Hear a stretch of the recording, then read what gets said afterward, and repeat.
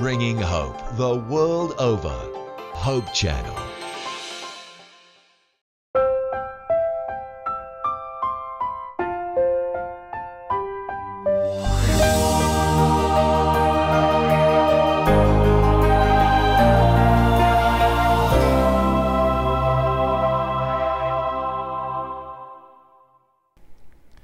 Isang maganda at pinagpalang araw po sa inyong lahat, mga giliw po namin, mga taga-subaybay. Kamusta na po kayo?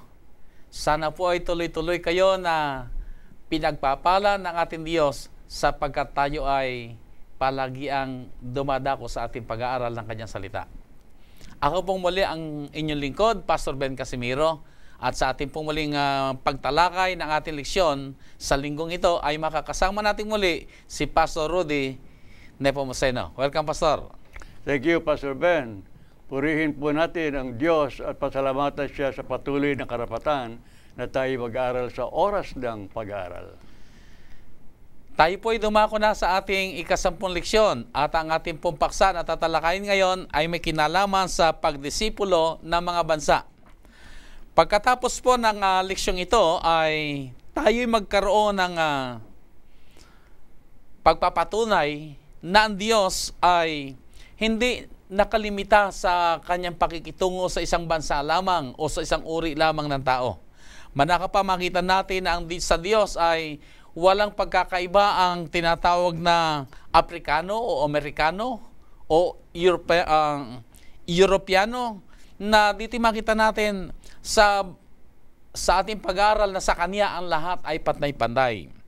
Gayon din naman, layunin ng ating pag-aaral na tayo tumanggi sa mga simboyo ng pagkaklasipika ng mga tao sa pamamagitan ng edad o lipi o kalagayang ekonomiya o anumang relihiyon, ay magkaroon tayo ng pag-iisip at pananaw ng kagaya natin sa ating Panginoong Hesus na tayo ay magkaroon lahat ng kaisipan na kagaya ng sa ating Panginoon, ng sa ating Diyos. At hindi samantalahin ang bawat pagkakataon na maabot natin ang lahat ng mga tao. Anuman ang kanilang background o pinagmulang lahi o anuman ang kanilang katayuan sa lipunan, sila po ay ating abutin at gawing alagad para sa ating Panginoon.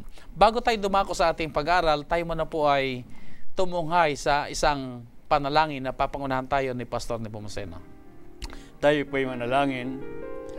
Mapagpala naming Diyos na nasa mga langit, iniaalay po namin ang aming pagpupuri at pagluwalhati sa iyong pangalan dahil sa iyong patuloy na kabutihan at pag-ibig sa bawat isa sa amin. Salamat po sa buhay at kalusugan ng pangatawan, kaligtasan sa pagitan ng aming Panginoong Hesukristo, at ngayon po samantalang pag-aaral namin ang leksyon na angkop sa kapanahonang ito, igawad po sa amin ang pagkaunawa at katalinuhan ng iyong banal na Espiritu, alang-alang po sa pangalan ng aming Panginoong Hesus. Amen. Amen. Napakaganda po ng ating talatang sauluhin sa linggong ito, kaya napakabuti po na ating tunghayan ito sa aklat ng Isayas 56. Sila ay dadalhin ko sa aking banal na bundok at papagkatuwain ko sila sa aking bahay na dalanginan. Ang kanilang mga handog na susunugin at ang kanilang mga hain ay tatanggapin sa aking dambana, sapagkat ang aking bahay ay tatawaging bahay na panalanginan para sa lahat ng mga bayan. Amen. Mula po sa talatang ito ay makita natin ang kaisipan ng ating Diyos na siya po ay hindi po nakapokus sa isa lamang na bansa o lahi, kundi manaka pa ang kanyang hangarin ay ang lahat ng mga tao hanggang sa dulo ng sanlibutan ay sila lahat ay sumamba sa ating mahal na Diyos. Pastor, bakit ba ang tao ay nagkakaroon ng pagkaklasipika sa iba't ibang mga tao? O bakit ba ang tao ay parang mas madali na ating kagad bigyan ng klasifikasyon ang tao kapag nakita natin sila? Alam mo, Pastor Ben, ang kaaway ng ating kaluluwa ay maraming mga filosofiya na pinupunla sa ating isipan. At yun ang nagiging patnubay ng ating buhay at pakikitungo sa ating kapwa-tao. Higit sa lahat kung pag-uusapan ay ang relihiyon, taliwas sa adikain at panukala ng Diyos na buksan ang pintuan ng kaligtasan sa lahat ng uri ng tao Ang mga Hudyo na kanyang pinili noong una upang maghatid ng pabalita ng kaligtasan sa sangkatauhan ay nabuhay sa isipan na dalawa lamang ang uri ng tao. Aha. Ang una, sila ng mga Hudyo, sila lamang karapat-dapat na tumanggap na kaligtasan. At ang ikalawa, kalupunan na ng lahat ng uri ng mga tao, ano ba na yung wika, lipi, bansa, kulay o anuman, o kultura, ikaw ay hintil. Aha. At kapag hintil ka, hindi ka karapat-dapat sa kaligtasan.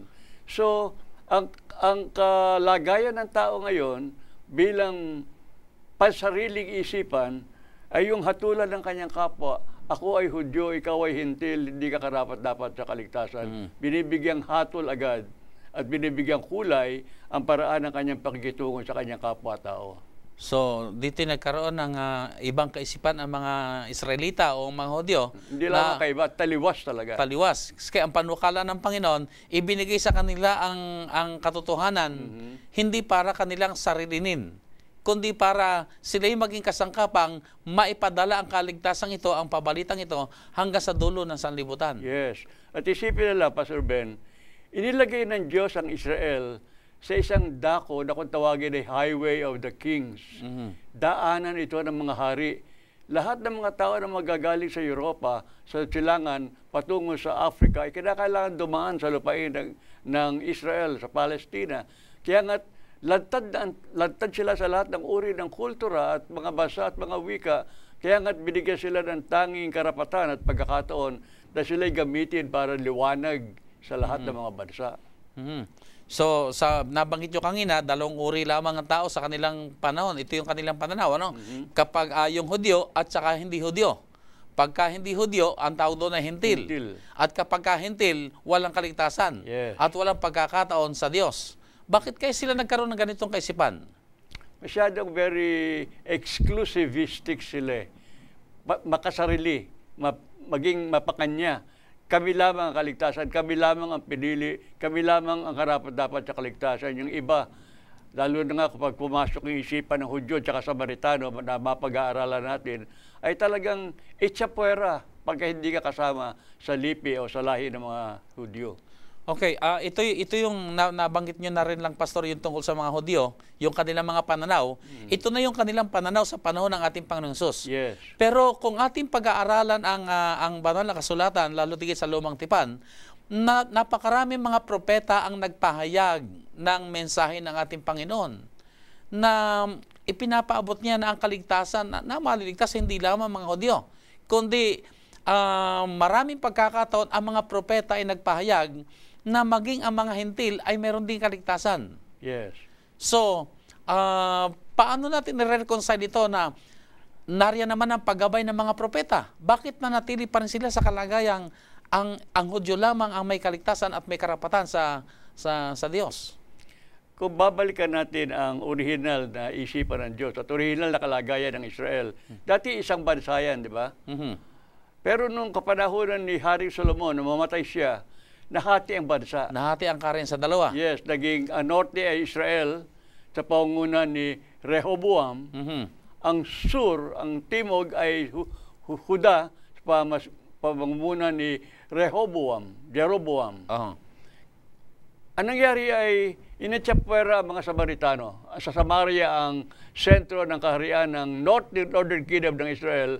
Nagtayo sila ng sariling sistema ng relihiyon at pamahalaan.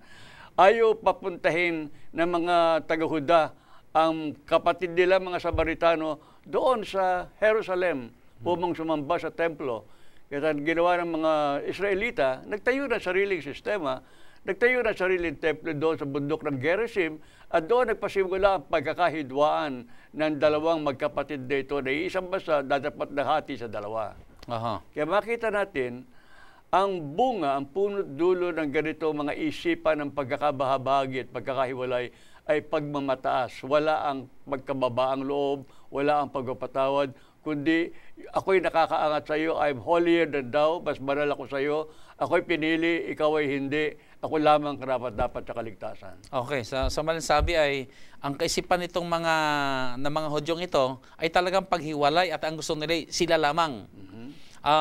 Nabanggit nyo kasi yung mga Samaritano o Samaritana na yan ay iniisip kasi nila na mga Hudyo na itong mga Samaritanong ito, bagamat mga kapatid din nila sa lahi, o isang lahi rin sila, pero sila yung kayong mga nakipamatok na sa hindi kapanampalataya, sila yung kayong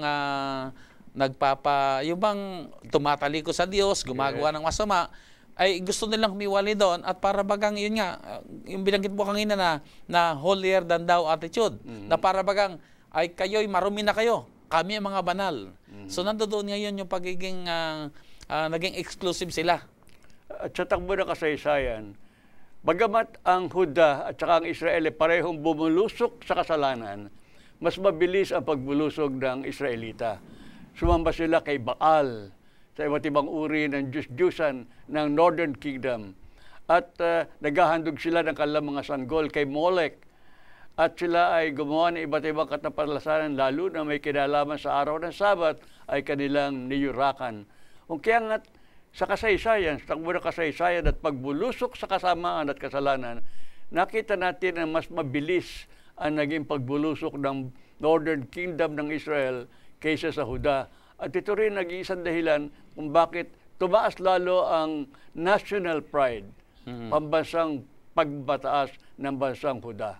Pero nakita rin naman po natin na sila rin ibumagsak naman. Kaya nga. Kung paano kanilang inahatulan yung kanilang mga kapatid na nasa ibang tribo sa bandang norte, sila rin naman bumagsak din on the same problem. Yung panghatol nila, sila rin naging panghagupit sa kanila. Kung ano yung kasalanan ng mga yon, ay naging kasalanan din naman nila. Kaya kung makita natin ang kasaysayan, kung paanong hinatulan ang Northern Kingdom, ay hinatulan din na itong bansang Huda. Kapwa sila nadala sa mga pagkabihag. At pareho silang napunta sa pagkabihag doon sa Babylonia. Pastor, ano ba sinasabi ng banal na kasulatan tungkol sa panukala ng Panginoon na ang kaligtasan na hindi naman talaga para sa mga Hudyo lamang? Okay, basahin natin sa aklat ng Isaiah 56, binasa mo isang talata, pero babasahin ko yung 3 talata. 6 hanggang 8 ng Isaiah 56. Gayon din ang mga taga-ibang lupa na nakikilakip sa Panginoon upang magsipangasiwa sa Kanya at magsiibig sa pangalan ng Panginoon upang magsipangasiwa sa Kanya at magsaibig sa pangalan ng Panginoon upang maging Kanyang mga lingkod, bawat nangingili ng Sabath upang huwag lapastanganin at nag-iingat ng aking tipan. Sila ay dadalhin ko sa aking banal na bundok at papagkatuwain ko sila sa aking bahay na dalanginan. Ang kanilang mga handog na susunugin at ang kanilang mga hain ay tatanggapin sa aking dambana, sapagkat ang aking bahay ay tatawaging bahay na panalanginan para sa lahat ng mga bayan. Ang Panginoon Diyos na pumipisan ng mga tinapon sa Israel ay nagsasabi, magpipisan man ako ng mga iba sa Kanya, bukod sa Kanyang sarili na nangapisan. Dito binuksan ang pintuan ng kaligtasan sa mga hintil. At sa lahat na ibang mga tao na itsapwera sa bahayan ng Huda. Sa mansabi ay dito'y napakalinaw na sinabi ng Propeta Isaias na ang kaligtasan at ang pakikitungo ng Diyos sa tao ay hindi lamang sa mga Israel o sa mga Hudyo. Sa lahat ng mga bansa. Maging sa lahat ng mga bansa, at napakalinaw na binabanggit dito na yung kanyang panukal ay sasambahin siya ng lahat ng mga tao na galing sa lahat ng mga bayan. Ay sa pamamagitan ng talatang ito, edi marahil dapat inaunawaan ng mga Hudyo ang kaligtasan na hindi lamang para sa kanila at hindi nila dapat sarilinin.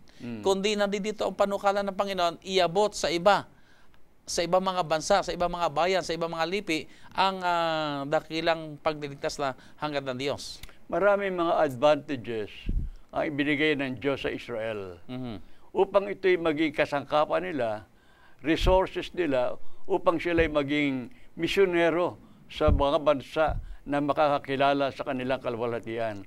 Pero anong nangyari ay, ang mga advantages na ito ay ginamit nila sa mga pansariling kapakanan. Kaya naging very selfish sila at ay tinuring pa nga nila na yung labas sa bansang Hudyo at Israel ay hindi karapat-dapat sa kaligtasan. Pastor, maalala ko noong ang Israelita ay nandito sa ilalim ng pagkabihag ng panahon ng mga Ehipto, ang mga Ehipsyano. si Moses ang siyang ginamit ng Panginoon upang sila'y maalis sa pagkabihag. Nung sila'y umalis sa Ehipto, ay may mababasa tayo na marami mga Ehipsyano, hindi nila kasama, ay sumama sa kanila. Yeah. Na sila rin ay nagkaroon ng pagkakataon sumamba sa Diyos na nakilala ngayon ni Moses at ng kanyang mga kasamahan. Uwi ka sa aklat ng bilang, 600,000 men, kalalakihan, 15 years and above, ang lumabas mula sa Ehipto. Pero kung babasahin natin ang Desire of Ages, makikita natin na sabi ni Ellen White, halos kumulang 2 milyon ang lumabas mula sa Ehipto, kasama na dyan yung mga asa-asawa ng kanilang mga anak, kasama na doon yung mga alipin, kasama na yung mga nagkaroon ng interest samantalang nandoon ang Israel sa pagkabihag sa Ehipto at sumama sa paglabas mula sa Ehipto. Kaya yung kanilang paninirahan sa Israel na mahigit na 400 taon ay nagbunga din naman. Kaya nga lang nakarating na sila sa lupang pangako sa loob ng almost 800 years. Nabuhay ang Israel na makasarili. Hindi sila nagbahagi ng kanilang pananampalataya hanggang sa sila ay madalang bihag muli sa Babylonia. Tama yung Pastor, pero nice ko sanang tingnan yung aspeto na sa panahon ni Moses na sila umalis sa Ehipto, ay binigyan din ng pagkakataon ang ibang mga Ehipsyano na makasama sa pagsamba. Yes. Umalis din sila doon sa Ehipto. So dito pala yung makita natin, at ito kinilaran naman ni Moses na sila rin ay may karapatang sumamba. Ang gusto kong tingnan dito, Pastor, ay maliwanag na ang kaligtasan hindi exclusive sa mga Hudyo lamang. Kahit hindi Hudyo ay pwedeng maligtas at sila rin ay maaaring sumamba sa Diyos na ating kinikilala. Yes, sa bagong tipan ang wikay, ang sino mang sumampalataya ay hindi mapapahamak. So, hindi nagtatangi yun ng lipi o ng lahi o ng bayan kung saan man sila nanggaling, kundi ang sinuman. At yun yung mapakalinaw din sa pagdating natin Panginoon Jesus na kanyang ipinahagi na gayon na lamang ang pagsinta ng Diyos sa sanlibutan. Na kung ang sino man ay sumampalataya. So, ibig sabihin, walang boundary na hindi nakalimita hindi nakalimite lamang ang kaligtasan at pagmamahal ng Diyos sa isang lahi. Kundi ang lahat, ang sino mang sumampalataya ay magkakaroon ng pag-asa ng buhay. So, yung sino man ay kasama yung anywhere, anytime, anybody. Kahit na sino, kahit saan lugar, kahit anong panahon. Okay. Pastor, sa aklat ng Mateo Kapitulo 11, ay makikita natin na pinagwikaan ng ating Panginoong Hesus ang mga Pariseyo na sila ay mga kahabag-habag. Ano bang... Sa aba ninyo, mga sabi, Pariseyo. sa wikang Ingles, sabi, woe unto you, scribes and Pharisees. Paano natin makita na, bakit ito mabibigat na mga salitang isinambit ng ating Panginoon laban sa kanila? Nangyari nga ang mga Fariseo, lalo na ang mga leader ng iglesia, lalo na ang membro ng Sanhedrin, ay binigyan sila ng iba't ibang mga advantages, karunungan galing sa Diyos, kayamanan upang ibahagi sa mahihirap, kaalaman tungkol sa kaligtasan upang ituro sa iba. Hindi nila ginawa yun. Sapagkat ang mindset nila, yung tatag na kanilang pag-iisip, ay ang kaligtasan ay para sa amin lang. Hindi yan dapat ibahagi sa inyo. Ang mga Hudyo nga, ang turing sa mga Samaritano ay aso, di ba? Na hindi karapat dapat kahit na ng mumu na mahuhulog sa hapagkainan. Ganun ka negatibo. At hindi talaga sila nakikipag-usap sa hindi nila kapwa Hudyo. Oo. At tradisyon nga yun, lalo nung mabasa natin ng Juan Kapitulo 4, may tradisyong winasak ang ating Panginoong Jesus nang siya'y nakipag-usap sa babaeng data doon sa balon sa Samaria. Pagka-tradisyon at kaugalian ng mga Hudyo, hindi sila nakikipag-usap sa labas ng kanilang lipi, lalo na sa mga Samaritano. Okay, so sa ganitong kalagayan, Pastor, ay maaari kaya na ito'y nagaganap din sa ating panahon ngayon. Alam mo, Pastor, sabi natin, aminin natin ng katotohanan, ano talaga sa ating lugar, dito sa ating bansa. Sa Pilipinas, ay merong tinatawag na yung parang labanan ng iba't ibang pananampalataya na may mga tulisaan, may mga batikusan at ang ang iba't ibang reliyon ay binabatikos yung kapwa na pinapakita nilang sila lamang ang maligtas at yung iba naman ay gaganti rin at ganun din ang gagawin, ay hindi kaya nauulit yung karanasan ng mga Hudyo na gusto nila maging exclusive. Samantalang ang banal na kasulatan naman ay hanggat maaari lahat ng tao mailigtas. Pero may mga tao naman at may mga sabi natin, may mga samahan ngayon na ang gusto ay sila lamang ang maligtas. Hindi lamang nauulit, Pastor Ben. Mas masahol pa. Ang wika nga sa tala, saka sa statistics, mahigit na 300 Christian denominations or religions meron tayo. Pero hindi malaman ng tao kung sino ang katotohanan. Ngayon nga ay nag-aaway-away, naglalabanan sa aral at sa paraan ng pangaral at gayon din ay nagpapataasan. Kaya nga ang tao ay nalilito, maliban na lamang na Espiritu Santo ang siyang gumawa sa kanilang mga puso. So ito ay napakalaking hamon sa atin na kung tayo yung mga alagad ng ating Panginoong Hesus, ay hindi tayo tinawagan upang maging exclusive. Hindi tayo tinawag upang ipakita natin sa iba na tayo yung mas magaling, na tayo lamang yung maliligtas, na tayo lamang yung mga may pribilehiyo. Bagkus ang pagkakatawag sa atin ay upang tayo pag-atasan na ibahagi natin ang karunungan, ang kabutihan ng Diyos na ipinakita niya sa atin. Ang pasanin binigay sa atin, ang komisyon ay palawakin natin ang ating bakuran. Sabihin, tumanggap tayo, magpalaki tayo ng ating bakuran sa pagtanggap ng mga karagdagang mga kaluluwa na angkop sa kaligtasan. Okay, sa masasabi ay sa ating panahon, mga minamahal ng mga kaibigan, ay maganda siguro tayo magsiyasat din ang ating mga sarili. Ano bang ating pakiramdam pagka tayo nasa harapan ng ibang pananampalataya? Tayo ba ay parang gusto natin silang bakahin, gusto natin silang i-down, gusto natin silang ipahiya, at gusto natin ipakitang tayo yung tunay? Ay hindi po ito ang panukala ng Panginoon. Ang isa pang malungkot, Pastor Ben, magkamisan may lumalapit na nga ay tinataboy pa natin. Katulad ng pangyayari sa kasaysayan, isang kapistahan ng Pasko, Passover, mga Griego ay nakidalo sa Jerusalem marahil magosyoso o ano ba ng kanilang nais. Pero marami silang nabalitaan tungkol sa ginagawa ng ating Panginoong Hesus. Kaya nga, lumapit kay Felipe. At maaari baga na gusto naming makasalamuha, gusto naming makadaupang palad ang Panginoong Hesus. Ay di, ginawa ni Jesus ng paraan yun. Bagamat wala siya noon, naglilingkod sa ibang dako, na magkaroon ng pagkakataon, kanyang pinakitunguhan ng mga Griego. Abay, tinulugsa pa siya ng mga Pariseo, mga leader ng iglesia. Bakit kayo nakikiugnay sa ganyang uri ng mga tao? Ganyan katindi ang negative attitude ng mga Pariseo, mga leader ng iglesia, sa pag-aalok ng kaligtasan sa ibang mga tao. At kuminsan ito yung ganong sitwasyon ay nakikita rin natin sa ating panahon na may mga tao o samahan o grupo na para baga hindi ka pwede makisalamuha sa kanila dahil lahatulang ka kagad na makita ka pa lang napahalo sa kanila, isasabihan ka kagad na ikaw ay taga-sanlibutan. Para bagang inihiwalay ka kagad na para bagang wala kang karapatan. Pero hindi ito ang panukala ng Panginoon. Paano iginuho o winasak ng Panginoong Hesus ito mga ganito mga pananaw na nakita sa panahon ng mga alagad?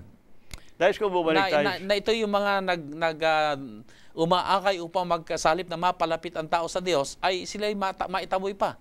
Yung wika ay parang bulag na nag-aakay sa kapwa bulag ang naging attitude ng mga leader noon. Pero may kasaysayan sa banal na kasulatan. Babalik tayo sa kasaysayan. Si Propeta Jonas, di ba inatasan siya ng Diyos? Magtungo ka sa Ninive, ipangaral mo ebanghelyo doon, at upang sila'y malayo sa paghatol na darating sa bayan, ay naghihimagsik itong si Jonas. Hindi karapat-dapat ang mga taga-Ninive, ito yung pangunahing syudad ng Assyria, hindi karapat-dapat sa kaligtasan ng mga ito. Kitsaharip na magpunta sa Ninive, nagpunta sa Joppe, sumakay ng barko papunta sa Tarshish, at para makaiwas doon sa kanyang misyon. Pero nagpadala ang Diyos ng malakas na bagyo, at ang pangyayari ay itinapon itong si Jonas sa dagat sapagkat sabi niya, itapon niyo ako para maligtas tayo sa kamatayan sapagkat ako ang dahilan kung bakit nagkaroon ng malakas na unas na ito. At tupad yung adhikain ng Diyos, nakarating din sa Ninive itong si Jonas at ang wika'y ang buong bayan ay nagsisi sa dahilan na rin sa atas ng hari ng kaharian. Ay imbis na magpasalamat itong si Jonas, nagalit pa. Dahil nagkaroon sila ng kaligtasan. Kaya nga, Pastor, siguro maganda sa kapakanan ng mga ating mga taga-subaybay, maunawaan nila bakit nagkaroon ng ganong attitude si Jonas na ayaw niya pumunta doon sa Ninive. Kasi kung titingnan po natin ang history, ang mga taga Ninive ay gumawa ng pagsalakay noon sa mga Hudyo. At sila talagang marami ang mga napatay. Kaya gayon na lamang ang galit ng mga Hudyo sa mga taga Ninive. Yeah. Ngayon inutusan pa ng Panginoon si Jonas na pumunta sa Ninive upang kung magkagayon, sila rin ay magkaroon ng kaligtasan. At sa puntong yun ay umiral itong kaisipan nga ng mga Hudyo na hindi dapat maligtas yan. Dapat ay hatulan talaga yan. Dapat ay patayin talaga yan dahil sila yung mga umusig sa atin. Okay. Nang panahong iyon, ang bansang Babylonia ay bumabangon man bilang isang imperyo at hindi nagtagal ay kanilang nagapi ang Assyria. So ang Assyria ay nabura bilang isang kahariang makapangyarihan. Ang pagiging bansa nila ay nawala din, nadalang bihag, at meron mang mga ilan na naligtas sa Assyria bilang isang bansa ay hindi natupad ang bagay na yon. Kaya naging pasumandali ang pagkatanggap nila ng Ebanghelyo na numbalik sila sa pagiging mga walang pagkilala sa tunay na Diyos at pagsamba sa mga Diyos-Diyusan. Pero ang magandang punto rito ay binigyan sila ng pagkakataon ng Panginoon. Na sila rin ay ipinakita kung paano pinagmalasakit ng Panginoon sa pamamagitan ng pagpapadala ng propeta. Ito nga si Propeta Jonas, na sa pamamagitan ni Propeta Jonas ay naakay sila ngayon sa pagsisisi. Pati na nga yung hari, siya pa nag-utos sa bayan na sundin ang pabalita ni Jonas. So maliwanag po na makita natin ang kaligtasan ay hindi po exclusive sa bansang Israel o sa mga Hudyo, kundi ang hangarin ng Diyos ay talagang yung pagkakabigay ng katotohanan sa mga Hudyo ay sa pamamagitan nila ay aabutin nila ang mga tao hanggang sa huling, hanggang sa dulo ng sanlibutan. At ito nga ginampanan nga ni Jonas. Yes. So dito makita rin natin, Pastor, kumbaga sa ating panahon din ay ganun din, binigyan tayo ng katotohanan, pero ang katotohanan ito ay hindi natin dapat nasasarilinin o para ipagmalaking tayo lamang ang siyang maliligtas. In fact, tayo hindi naniniwala na tayo lamang maligtas, kundi marami mga tao ang Diyos na tinatawagan na hindi natin nalalaman. Balikan natin ang kasaysayan muli ng Israel sa ating pinag-aaralan ngayon. Lalo na sa larangan ng leadership ng bayan. Ang mga Pariseo, ang mga rabi na tagapagturo ng relihiyon at ng kaligtasan, ay sagana sila sa kaalaman, sa pagtuturo. Marami silang mga tinuturo, mga aral na kanilang binuo upang maging pamantayan ng bayan. Pero ang tao na kinakailangan maligtas ay hindi lamang kinakailangan tumanggap ng pabalita ng katotohanan o ng mga aral. Kailangan din matutuhan ng bayan ang pagpapakumbaba, ang pagpapasakop, ang pagpapasailalim sa kalooban ng Diyos upang yung katotohanan naalaman nila, natanggap, ay maging conviction ng puso at ang kaluluwa ay mahikayat sa tunay sa kaligtasan. Yan ang malaking problema. Hindi handa ang mga tao na magpasakop, hindi handang magpakumbaba, hindi handang isuko ang maraming mga balutan na dala ng kanilang karanasan sa buhay. So ito mga nagiging hadlang, kaya ang tao ay hindi tumanggap sa ating Panginoon Diyos.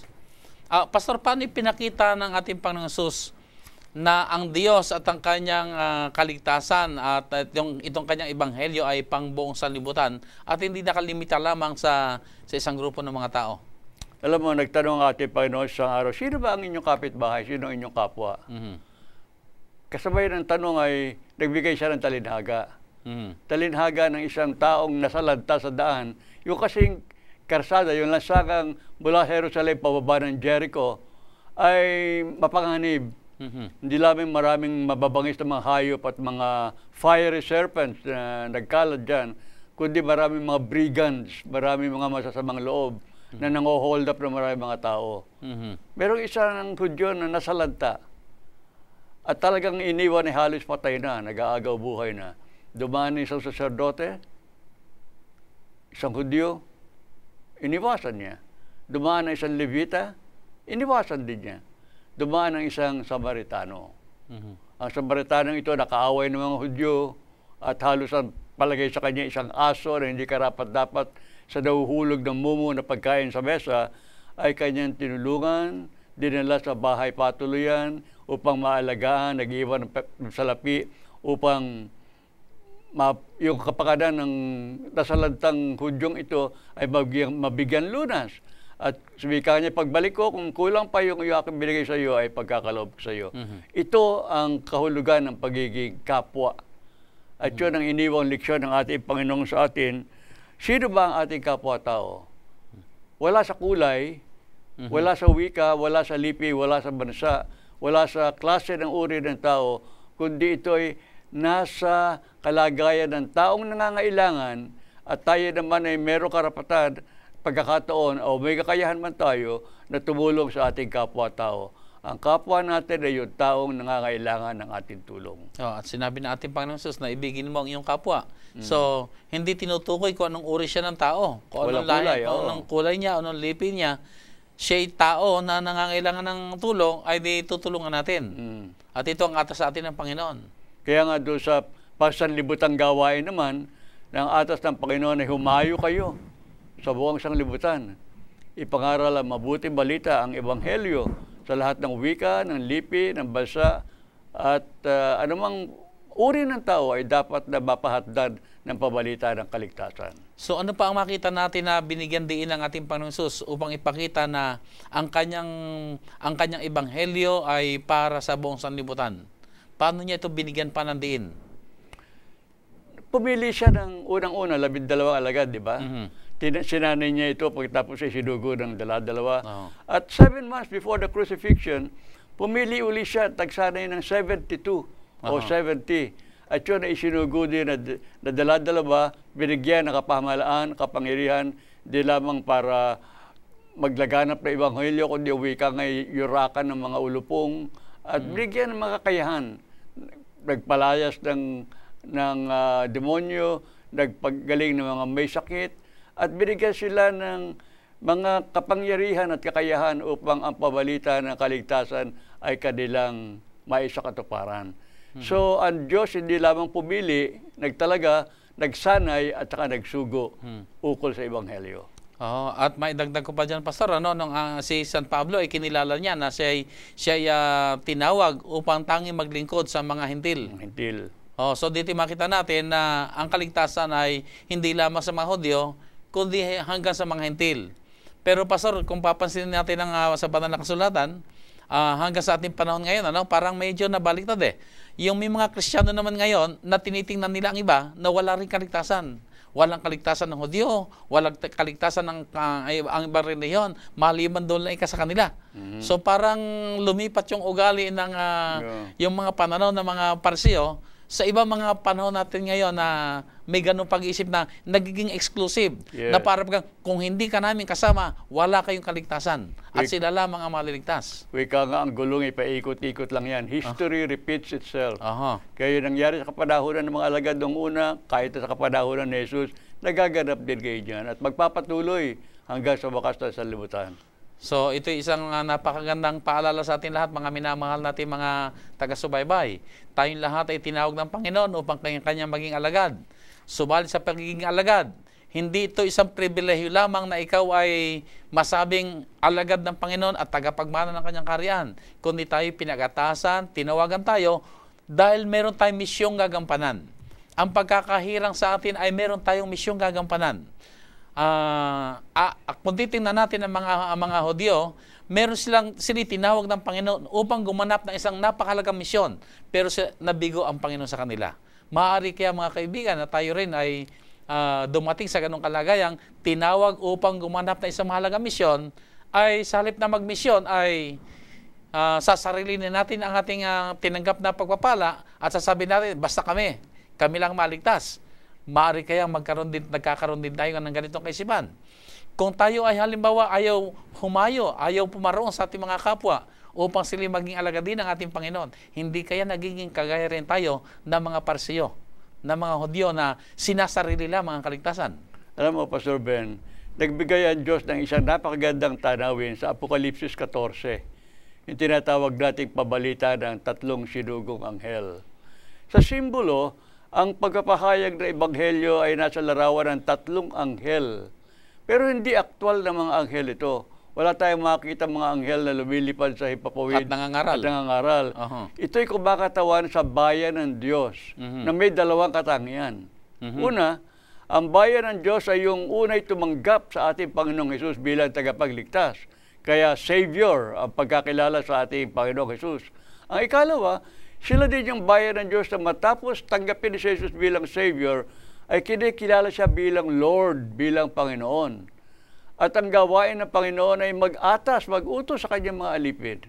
Kaya inaatasan tayo, matapos na tanggapin natin ang kaligtasan sa ating Panginoong Hesus, inaatasan tayo ng Great Commission, ipangaral natin ang Ebanghelyo. At ang Ebanghelyo sa ating kapanahunan ngayon ay tinatawag na Everlasting Gospel. Everlasting in the sense na kaugnay ito, Pastor Ben, ang araw ng Sabat. Doon sa wika sa pabalita ng anghel na, at sambahin ninyo ang gumawa, lumikha ng langit at ng lupa. Yan ang patungkol sa araw ng Sabat. Sapagkat ang Sabat ay alaala ng paglalang ng ating Diyos. Kaya nga't ang everlasting gospel sa ating kapanahunan na tinatawag na huling kapanahunan ay paglaganap ng mabuting balita, hindi lamang kaligtasan sa ating Panginoong Jesucristo, kundi perpetuity o pananatili at pagpapatuloy ng araw ng Sabat, pagkat dito ay pagkilala na ang Diyos lamang ang manlalalang, siya ay tunay na Diyos, sapagkat siya ang manlalalang at siya ay kasama sa everlasting gospel. So madaling sabi, Pastor, ay yung nung ang ating Panginoon Jesus ay umakyat na sa langit at ibinigay niya yung kilalang tinatawag na Great Commission, ay bahagi o laman ng Great Commission na ito ay yung mensahe ng tatlong sinugong mga anghel. Yes. Na tayo ngayon yung pinapahayo at dalinhati ng pabalitang ito.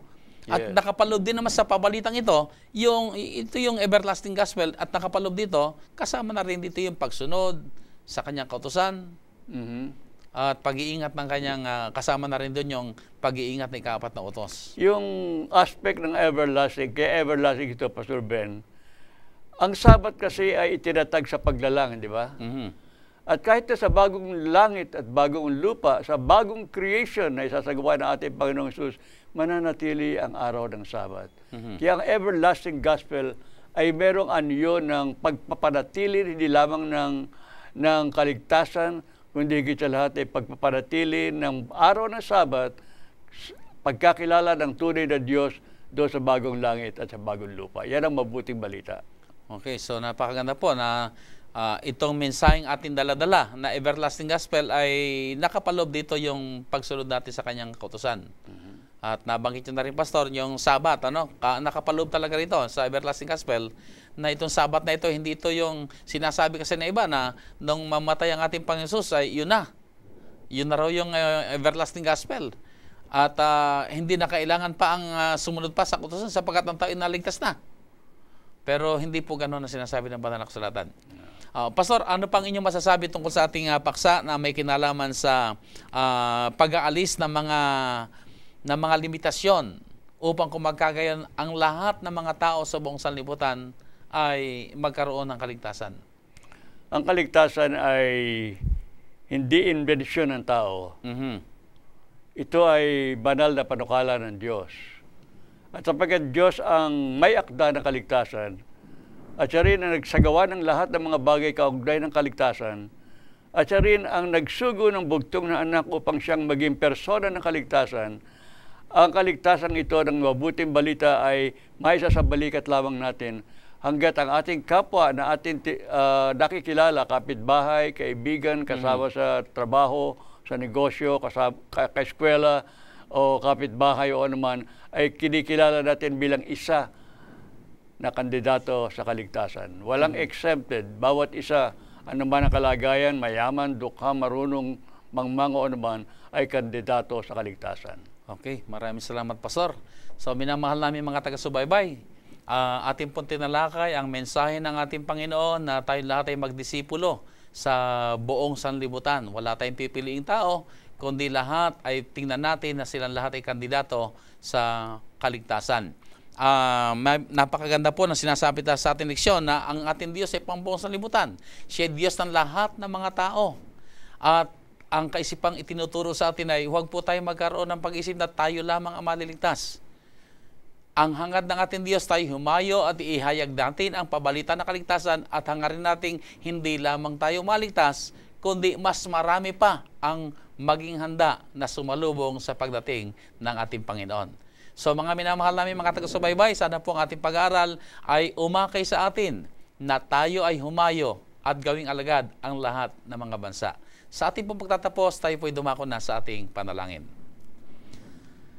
Dakila at banal po namin Diyos na nasa langit, muli kami nagbabalik ng papuri sa inyong kabutihan, sa inyong katapatan, sa inyong mayamang pag-ibig, na hindi nyo hinahangad ang sino man ay mapahamak, kundi ang lahat ng sumampalataya sa aming Panginoong Hesus ay magkaroon ng buhay na walang hanggan.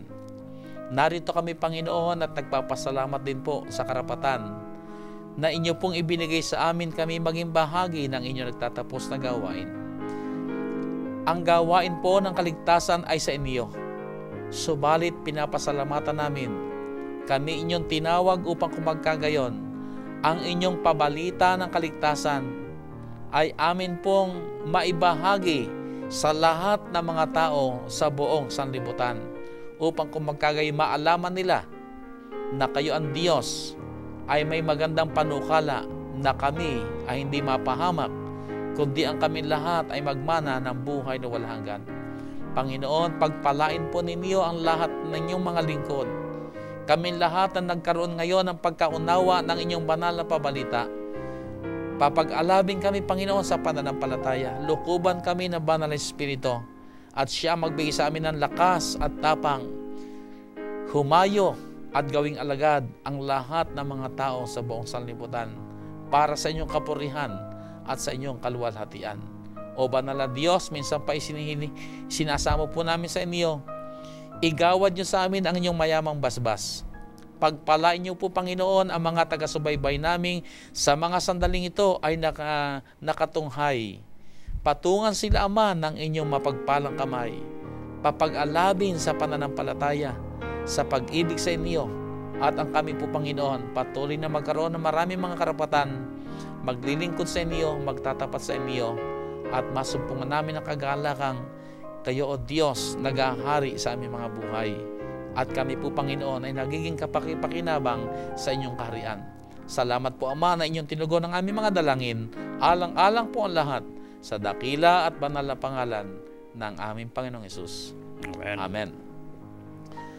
Maraming salamat po muli, mga gilig po namin mga taga-subaybay. Sana po sa ating munting panahon ng pag-aaral ng salita ng Diyos ay naakay po tayo minsan pa sa pagganap ng kalooban ng Diyos at managana nawa sa inyo ang kagalakan, ang mga pagpapala ng ating dakila at banal na Diyos, ang ating Panginoong Hesus. God bless you all.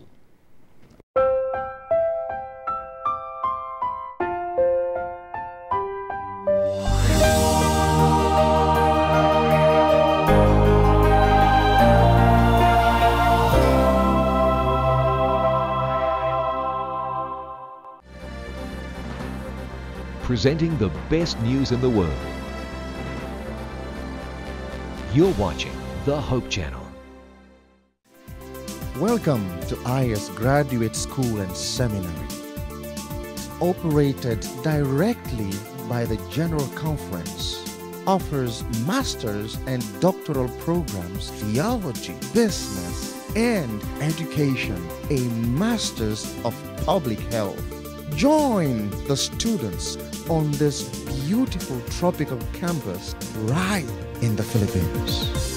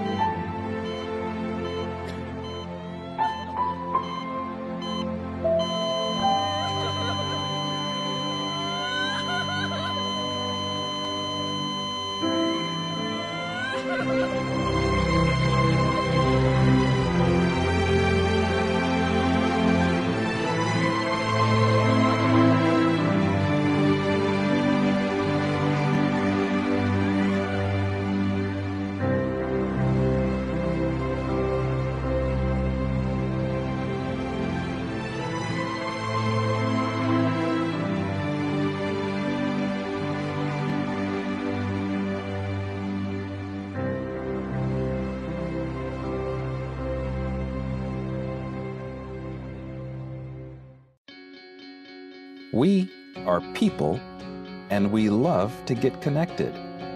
We connect as families because of birth. We connect as friends because we click. And we connect as communities because we care.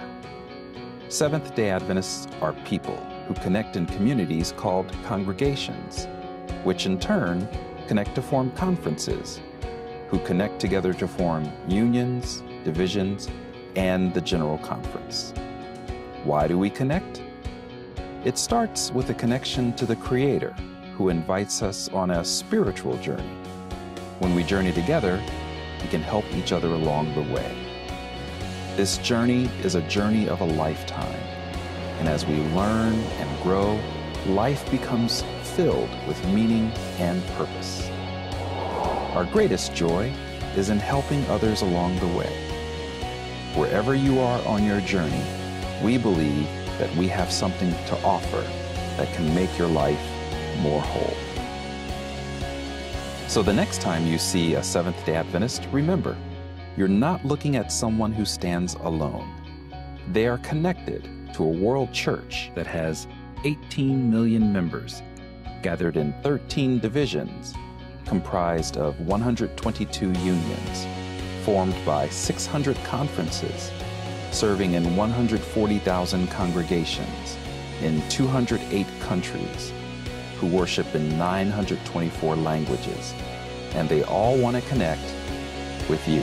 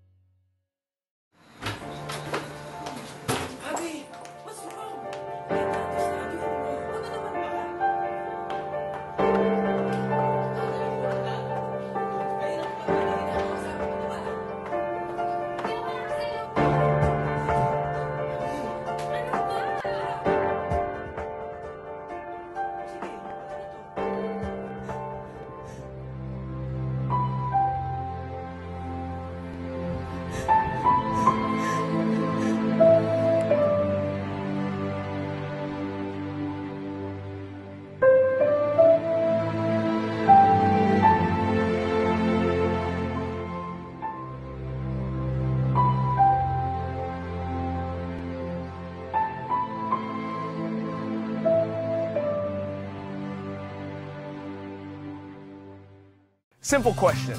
Do you like Hope Channel? Sergio, I know you do, man. Well, if you like us enough to invite us into your home, why not like us on Facebook? You won't be alone. I like Hope Channel, so I liked it on Facebook. I like Hope Channel, so I liked them on Facebook. I like Hope Channel, so I like them on Facebook. David, they all like us. And if you like Hope Channel too, then like us on Facebook. Go to hopetv.org and simply click on the like button.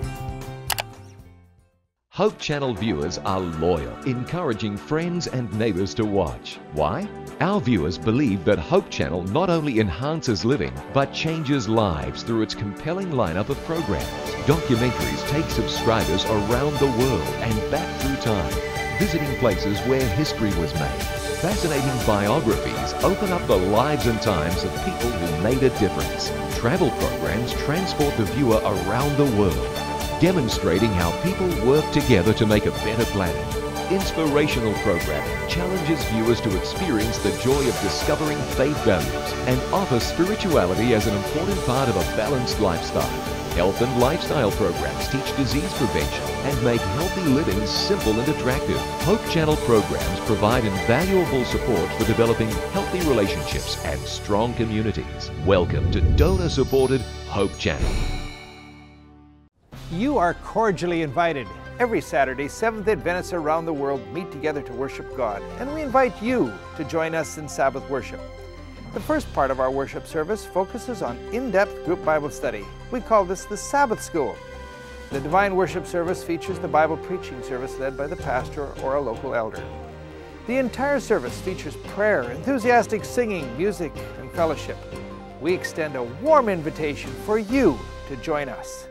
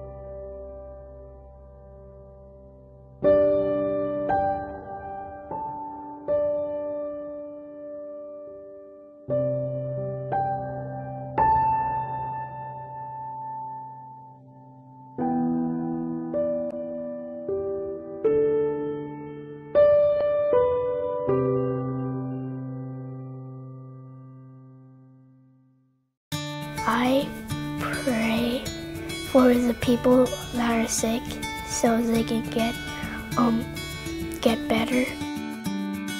All around the world, children are praying at 7 in the morning, 7 in the evening, and 7 days a week. I pray for everybody in Haiti that does not have a home. Join the movement in your family today. 777 Prayer Kids.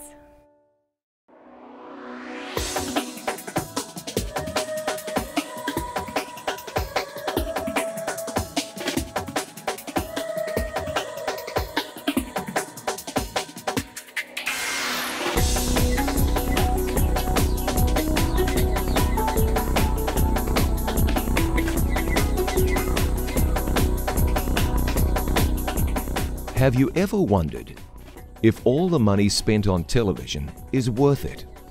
How much impact can a television program really have? In the early 1970s, Pastor Henry Feyerabend was invited to work with the Portuguese-speaking community in Toronto, Canada. There were approximately 250,000 Portuguese-speaking people in that city, and at that time, there was no Adventist presence among them. God impressed Pastor Feyerabend to create a television program to reach this group. TV stations at that time did not focus on multicultural programming, and it was nearly impossible to get television airtime. But after much persistence, Pastor Feyerabend met a man that had purchased half an hour on television. Pastor Feyerabend pestered the man over and over again until he was finally offered 5 minutes on each program for the outrageous total of $4,000. I think he gave him that price thinking that Pastor Henry would have walked out the door and said, "This is ludicrous." Henry said, "Where's the contract? Let me sign it." Walks out of the man's office. He's got this $4,000 contract he just signed. He's got 6 members in his church. He says, "You know what, this is ludicrous, this is ridiculous, this is crazy. Where am I gonna get the money to pay for this?" He says, "I better go back and tell this guy I made a huge mistake." But then he stops midway and he says, "But what if this door is being opened by God?" Anyway, he decides to head back to this little Ukrainian church that this Portuguese group was renting a room there. He goes to the mailbox as soon as he arrives at the church, and in the mailbox is a letter addressed to him personally. He thought that was kind of strange. He opens this envelope. Inside is a note from a friend he hadn't seen in 20 years. The gentleman's name was Dr. Edgar Latimer from Massachusetts. A little note in there simply said, "Henry, I thought you might need this. Enclosed is a $1,000 check." By the end of the week, another $3,000 had come in. Now the entire series of telecasts could be completely paid for. Now the focus began on, well, what am I going to do in 5 minutes? I mean, for those of you that do television, you know that 5 minutes on television, that's 140 words a minute, that's 700 words. It's not a lot of time. After much thought and consideration, Pastor Feyerabend decided he would speak on the topic of prayer. Those first 5 minutes were live, and in the 700 words he spoke, he said, "Some people tell me God is dead, but I know He is alive because I just spoke to Him." That resonated with his audience. The program comes to an end. Pastor Henry says, if you're watching this program and you'd like to receive a Portuguese Bible, call the number that appears on the screen right now. And after that telecast, we got 28 requests for Bible studies. Among the 28 callers, there was a very special couple. Well, that couple was my mom and my dad. My mother and father watched that very first program that Pastor Henry put on the air. My mom and dad called for the Bible. My mom and dad accepted the offer to study the Bible. And as a result, 16 people in my family are members of the Seventh-day Adventist Church today. So, are television programs worth all the effort and investment? The answer for this family is clearly yes. Imagine if Pastor Feyerabend did not listen to God's instruction to record a television program. What if the generous donors never sent in the money? This whole story would have been very different. Pastor Bill Santos's family still watch the It Is Written programs. And they watch and they see that their son is now the speaker on that program. You see, because I also speak on the Portuguese program. And so, you know, we have a tremendous opportunity with media and what the Hope Channel does and what the various television ministries do. I mean, God has given us this opportunity to penetrate into millions and millions and millions of homes. And television ministry is the means by which God is proclaiming His truth in these final days. I sincerely believe that with all my heart.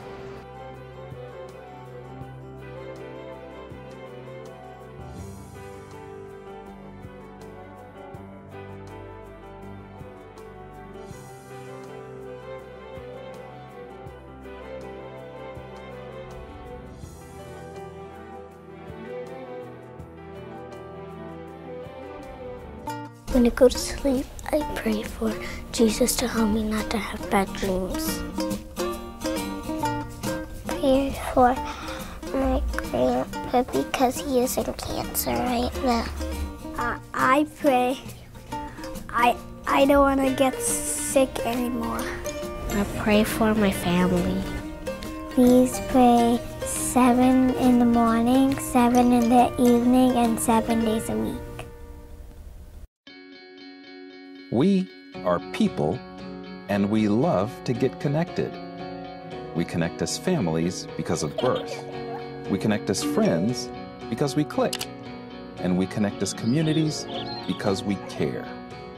Seventh-day Adventists are people who connect in communities called congregations, which in turn connect to form conferences, who connect together to form unions, divisions, and the General Conference. Why do we connect? It starts with a connection to the Creator, who invites us on a spiritual journey. When we journey together, we can help each other along the way. This journey is a journey of a lifetime, and as we learn and grow, life becomes filled with meaning and purpose. Our greatest joy is in helping others along the way. Wherever you are on your journey, we believe that we have something to offer that can make your life more whole. So the next time you see a Seventh-day Adventist, remember, you're not looking at someone who stands alone. They are connected to a world church that has 18 million members, gathered in 13 divisions, comprised of 122 unions, formed by 600 conferences, serving in 140,000 congregations in 208 countries, who worship in 924 languages, and they all want to connect with you.